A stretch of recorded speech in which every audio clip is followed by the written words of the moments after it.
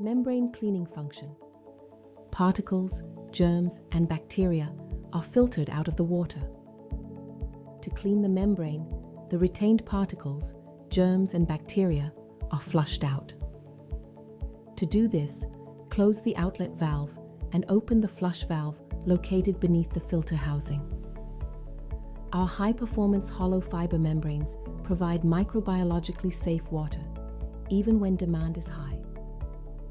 Each membrane batch is individually tested to determine the maximum pore size of the fibers.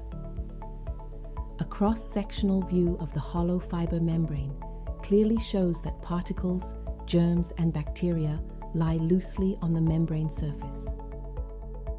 During the flushing process, particles, germs, and bacteria, such as Legionella, are flushed out through the bottom of the filter.